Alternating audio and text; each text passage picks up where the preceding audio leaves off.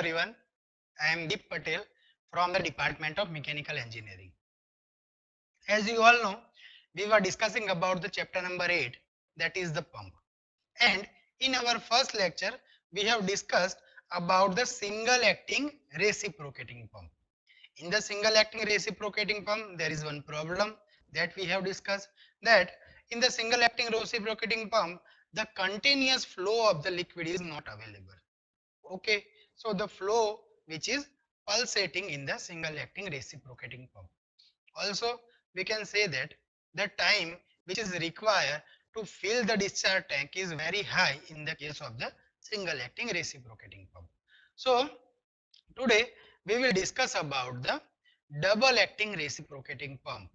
Then we will discuss about the centrifugal pump, and at the end of lecture we will discuss about the difference between the reciprocating pump and the centrifugal pump.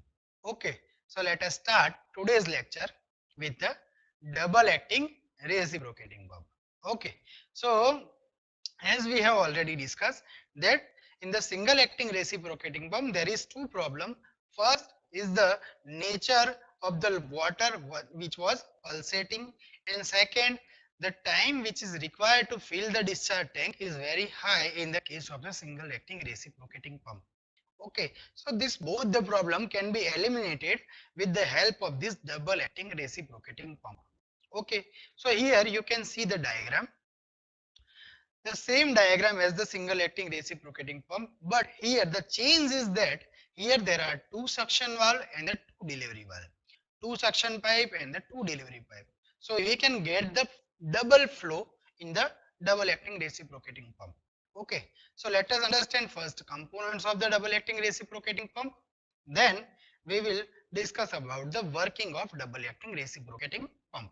Okay, so here you can see in the figure that the first component is the crank. Crank will rotate from 0 to 360. Okay. Second is the connecting rod. Connecting rod is used to connect the piston rod and the crank. So it can transfer the reciprocating motion of the piston rod to the rotary motion of the crank. Third component is the piston. Piston is used to create the vacuum in the left side and the right side with the motion from right to left or left to right. Okay. Next is the suction valve. Suction valve is used to convey the liquid from the suction pipe to the pump. Okay. So during the suction stroke, the suction valve will be open, and during the delivery stroke, the suction valve will be closed. Okay. Next, the delivery valve. Delivery valve is used to convey the liquid from the pump axis to the delivery pipe. Okay, then suction pipe and the delivery pipe. Bottom tank is known as the sump and the upper tank is known as the discharge tank. Okay, so this is what all about the components of the double acting reciprocating pump. Okay, now we are going to discuss about the working of the double acting reciprocating pump. Okay, so let us understand this. We know the working of the single acting reciprocating pump. In the single acting reciprocating pump, what happens? When the crank was rotated from 0 to 180, the piston was moving from left to right and the liquid will be shoved inside the cylinder. And during the discharge, when the crank rotates from 180 to 360, the piston is moves from the right to left and the liquid will deliver from the pump to the delivery tank. Okay, so this was the simple working of the single acting. Now in the double acting, what happens here? When piston is moves from left to right, okay, what happens? The crank will move from 0 to 180. Simultaneously, the piston will move from left to right, or from the inner dead center to the outer dead center. So what happens here? The vacuum is created inside the cylinder, and due to this vacuum, the water will be sucked from the bottom tank to the suction valve A. Okay, SA means the suction valve A. Okay, so during the movement of the piston from left to right, the suction valve A will be open. Suction valve B will be closed. Delivery valve A will be closed. Okay, so when the piston is moved from left to right, the suction valve A will be open. Okay, and so the liquid which is available in the bottom tank will be sucked to the suction pipe, and finally it will reach to the pump. Okay, now what happens, the piston is at the rightmost position or at the outer dead center, the crank is at 180-degree. Okay, now in our return stroke, what happens, during the return stroke the crank will move from 180 to 360. So the piston will move from right to left, and during which what happens, this suction valve A will be closed. Now the water is inside the cylinder, so when the piston is moves from the right to left, it will push the water. So the water will be delivered into the delivery valve A to the delivery pipe. Okay, so when the piston is moved from the right to left, the water will be delivered by the delivery valve A to the delivery pipe. Okay, simultaneously what happens here, this is the change in the double acting. Okay, simultaneously what happens, when the piston is moved from the right to left, the vacuum is created behind the piston. So due to that vacuum, what happens, suction valve B will be open, and when the suction valve B will be open, the water from the bottom tank will be sucked into the suction pipe B, and finally it will reach behind the piston. Okay, so what happens here, when the piston is moved from the right to left, the water which will in the left hand side of the piston will be delivered to the delivery pipe, and the suction valve B which is right hand side to the piston will be open, and through the suction pipe B the water will be come at the right hand side of the piston. Okay, so here you have to understand these two things. Okay, so finally the piston will be reached at the leftmost position.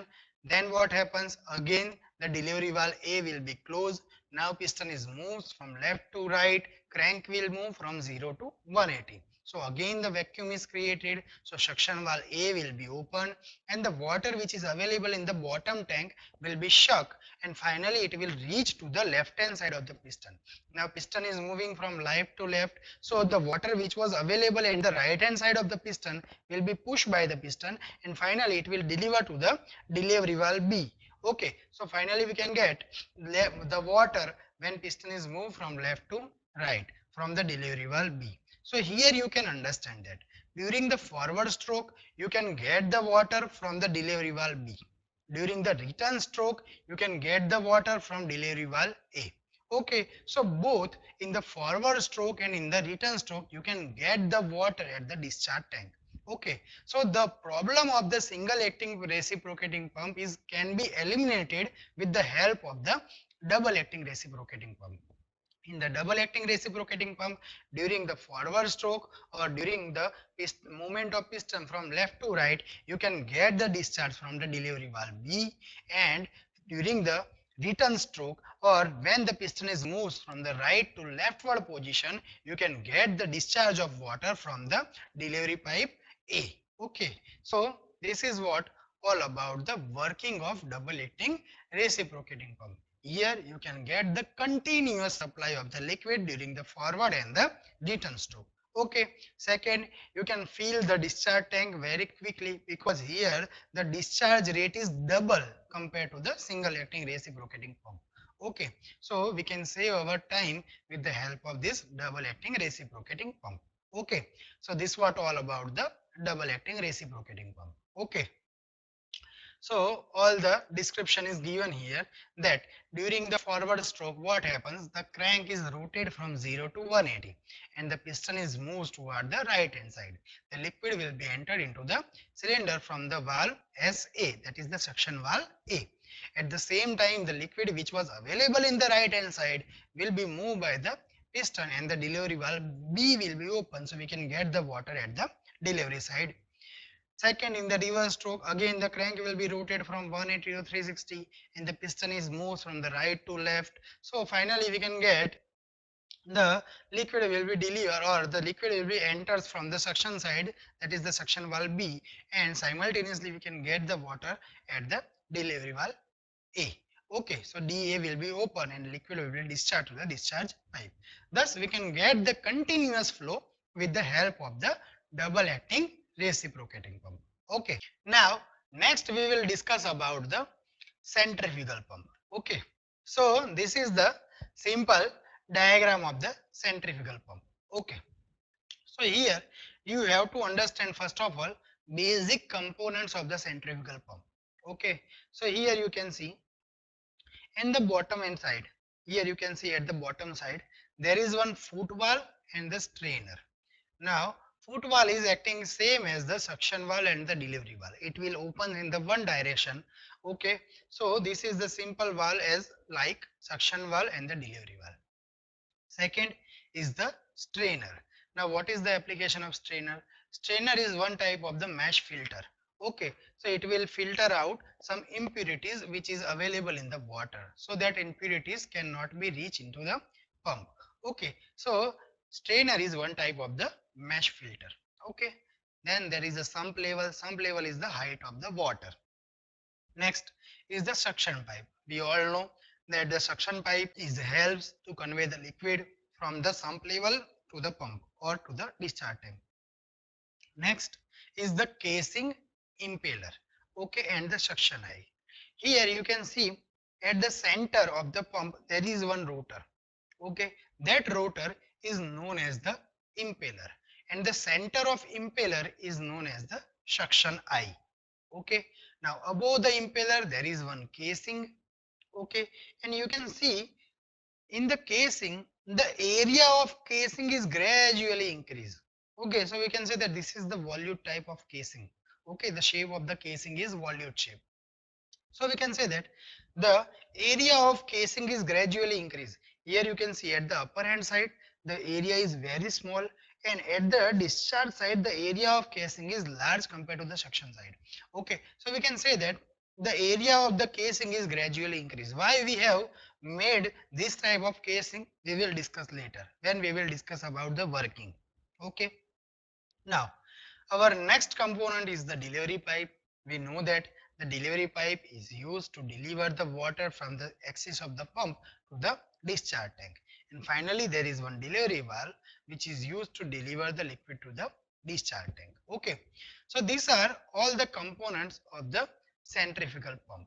Okay, now let us discuss about the working of the centrifugal pump. Okay, but before going to understand the working of centrifugal pump, we have to understand the basic two equations. First is the continuity equation and second is the Bernoulli's equation. Now what the continuity equation tells? Continuity equation is the A1 V1 is equals to A2 V2. Okay, that means the mass flow rate will remains constant. Okay, now what happens when the area will be decreased, the velocity will be increased. Okay, that is the simple meaning of the continuity equation. So when the area of any region is decreased during the flow, the velocity will be increased, and ultimately with the velocity the kinetic energy will be increased when the area is decreased. In the reverse of this is that when the area is increased, the velocity will be decreased, and finally the kinetic energy of the liquid will decrease. Okay, so this is the simple continuity equation. Now second is the Bernoulli's equation. The Bernoulli's equation tells that the energy will remains constant at the two sections. Okay, so we can say that the sum of the kinetic energy, potential energy will remains constant during the flow.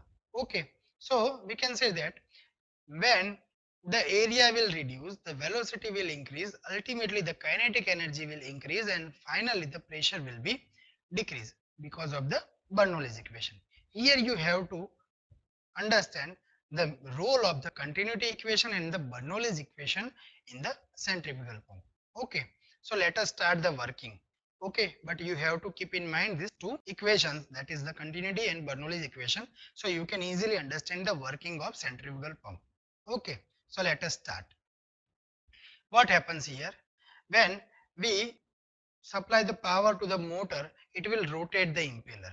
Now when the impeller is rotated, because of the centrifugal force, the vacuum is created in the center of impeller. So what happens? The vacuum is created in the center of impeller, so that the pressure difference is created between the center of impeller and the suction side. Okay, so what happens? Due to the pressure difference, the water will move from the bottom level to the center of impeller. Okay, now water is comes into the center of impeller. Now impeller is rotated so that the water will gain some centrifugal force. Now we know the formula of centrifugal force, that is the mr omega square. So that we can say that due to this centrifugal force, the water will gain huge kinetic energy. Okay, now with this kinetic energy, this water will be enters into the casing of the centrifugal pump. Now here you have to understand that the area of casing is gradually increase. Okay, so with the very high kinetic energy, the water will be enters into the casing. Okay, now the area of casing is gradually rise. So we can say that due to the increment of the area, the velocity which was available inside the water will be decreased. Now with the decreasement of this velocity, the kinetic energy of the water is decreased, and we know that the energy will remains constant according to the Bernoulli's equation. So this kinetic energy will be converted into the pressure energy. So we can say that when there is a maximum area at the discharge pipe, okay, you can see from this figure, at the discharge side there is a maximum area in the casing. So where there is a maximum area in the casing, the pressure energy will be very high, and due to this pressure energy, the liquid will be delivered from the discharge pipe to the discharge tank with the help of delivery valve. Okay, so we can say that when the area of casing is increased, the kinetic energy is converted into the pressure energy. Ultimately, at the delivery side, there is a high pressure energy. So finally, with the help of this pressure energy, the liquid will be conveyed from the lower elevation to the higher elevation, or from the pump to the delivery tank. Okay, so this is what simple working of the centrifugal pump. Okay, so this is all the explanation is given, that what is the meaning of impeller, what is the meaning of casing, what is the meaning of footwall, what is the meaning of strainer. Okay, so we can say that impeller is the rotating part of the centrifugal pump, and that increase the kinetic energy of the liquid due to the centrifugal force. Next is the casing. Casing is the airtight passage surrounding to the impeller, and it converts the kinetic energy of the liquid into the pressure energy. Okay. Third is the foot valve. Foot valve is same as the suction valve and the delivery valve, which we have already understand in the single acting reciprocating pump. That is the non-return valve, which helps in allowing the liquid into the one directional only. Okay, or in the upward direction only. Third, fourth is the strainer. So we can say that strainer is one type of the filter which restrict the impurities which is comes with the water. Okay. Finally, the suction pipe that we all know, delivery pipe. Okay. So these are the main components. Now we will discuss about the priming. So what is the priming? Priming is the process of filling the water in the suction pipe, in the discharge pipe, or in the pump with the manual type or for the automatic type. Okay, so before starting the pump, we have to fill the entire pump with the liquid. Okay, so we can reduce the cavitation, or we can eliminate the chance of the cavitation and the losses. Okay, so this is the simple meaning of the priming. Okay, so we can here write that priming is the process of filling the suction pipe, casing, and the discharge pipe up to the discharge valve with the liquid before starting the pump. So priming is very much required in the case of the centrifugal pump. Okay. So this is the simple meaning of the priming. Why we have to do the priming? We have to reduce or eliminate the cavitation problem. Also, we have to reduce the losses which is occurs in the centrifugal pump. So we have to do the priming. Okay. Now, next we will discuss about our last topic of today's lecture, that is the difference between the reciprocating pump and the centrifugal pump. So, let us discuss one by one. The first difference is that the reciprocating pump is works on the principle of positive displacement. Positive displacement means when the piston is moves from right to left or left to right, it will push the water. So due to the positive displacement of the piston, the water is delivered. Okay. So this is the working principle of reciprocating pump. In the centrifugal pump, it will works on the principle of rotodynamic. Here the working principle is the dynamic force, that is the centrifugal force. Okay, and due to the centrifugal force, the water will gain the kinetic energy. So here the working principle of the centrifugal pump is the rotodynamic action. Okay, next, the discharge is fluctuating and pulsating. We know in the single acting reciprocating pump we cannot get the continuous discharge, because during the suction stroke only the water will be shock inside the pump, and finally in the delivery stroke the water will be delivered. Okay, so here the nature of the water or the nature of flow is pulsating. Okay, but here there are no any kind of the pulsating motion. We can get the continuous flow in the case of the centrifugal pump.